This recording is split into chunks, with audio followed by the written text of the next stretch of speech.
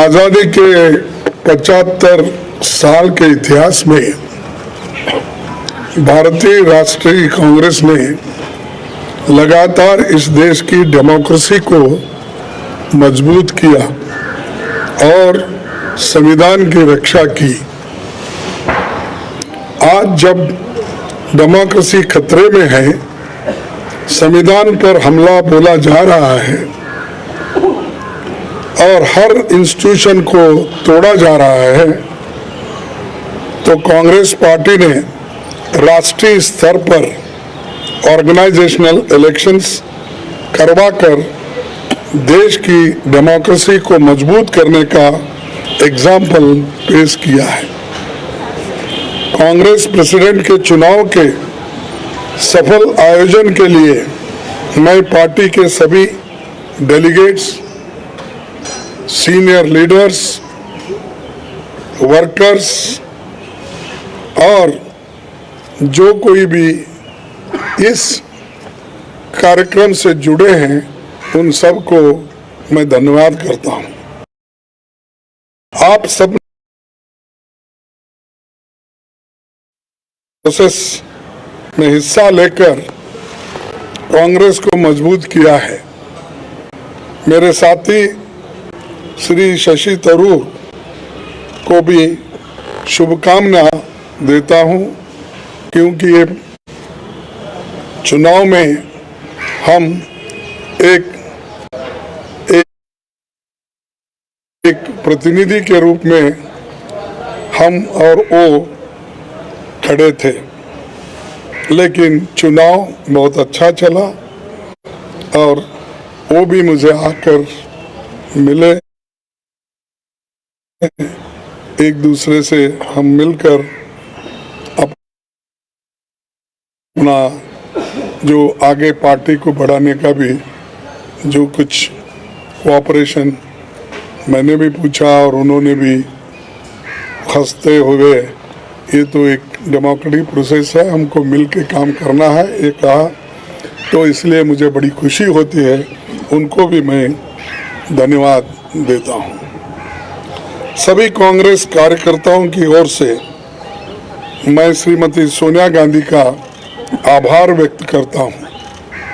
सोनिया जी ने personal sacrifice कर 23 वर्ष तक कांग्रेस पार्टी के अपने खून पसीने से सींचा है। सोनिया जी की लीडरशिप में न केवल हमने 2 बार केंद्र में सरकार बनाई, बल्कि अनेकों राज्यों में कांग्रेस को रिवाइव किया और राज्यों में भी सरकार उन्होंने बनाई। उनका कार्यकाल इतिहास में याद रखा जाएगा, जो इतने लंबे समय तक पूरा कार्य करके पार्टी को एक शक्ति दी। आज देश में सबसे बड़ी समस्या कमरतोड़ महंगाई यानी इन्फ्लेशन, भयंकर बेरोजगारी अनएम्प्लॉयमेंट, अमीर गरीब के बीच की खाई बढ़ते जा रही है और सरकार के द्वारा देश में फैलाई जाने वाली नफरत। देश की इन समस्याओं के खिलाफ जन आंदोलन तैयार करने के लिए पूर्व कांग्रेस अध्यक्ष श्री राहुल गांधी कन्याकुमारी से कश्मीर तक 3570 किलोमीटर की यात्रा पर निकले हैं। आज पूरा देश उनके संघर्ष से जुड़ रहा है। मैं कांग्रेस जनों और देश के लोगों से अपील करता हूं कि देश के हित में भारत जोड़ो यात्रा में शामिल होकर श्री राहुल गांधी जी के कंधे से कंधे मिलाकर चलेंगे। उन्होंने मुझे 1 घंटा पहले मुझसे उन्होंने कहा कि आपको अभिनंदन, आप कांग्रेस के अध्यक्ष बने हैं और मैं कांग्रेस के सिपाही के नाते काम करते रहूँगा और आगे बढ़ेंगे सब मिलके, ऐसा उन्होंने मुझसे कहा, इसीलिए मुझे बड़ी खुशी होती है कि वो पादयात्रा में रहते हुए वो अपना थोड़ा सा समय मेरे लिए उन्होंने फ़ोन पे बिताया, इसलिए मैं उनका भी धन्यवाद करता हूँ। आज हम सबको मिलकर कार्यकर्ता के तौर पर काम करना है। यहाँ न कोई बड़ा है न छोटा, सब बराबर है। हमें देश के संविधान पर हो रहे हमले और देश की डेमोक्रेसी को ख़त्म करने की कॉन्स्पिरेसी से मिलकर लड़ना है। हमें फैसिस्ट ताकतों से लड़ना है जो कम्युनलिज्म का चोला ओढ़कर डेमोक्रेटिक इंस्टीट्यूशन पर अटैक कर रहे हैं। हम संगठन को भी मजबूत करेंगे और इन चुनौतियों से भी लड़ेंगे।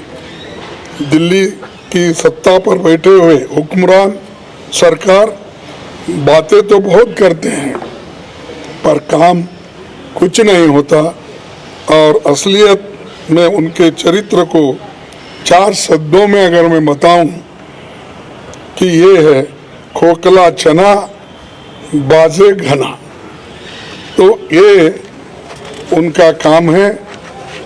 तो दोस्तों, हमारा मानना है कि देश एक तानाशाही की सनक की भेंट नहीं चढ़ाया जा सकता। हमें इकट्ठे होकर इन विनाशकारी ताकतों को हराना है। पार्टी के सभी दोस्तों को संसद से सड़क तक लड़ना होगा। बूथ स्तर पर संगठन के हर साथी को जोर से संघर्ष करना होगा। मुझे विश्वास है कि जैसे आपने मुझ पर भरोसा जताया है और गरीब परिवार में जन्मे एक सामान्य व्यक्ति को, एक सामान्य कार्यकर्ता को कांग्रेस का अध्यक्ष बनाया है, मैं आपके भरोसे पर खरा उतरने की पूरी कोशिश करूंगा। जय हिंद, जय कांग्रेस।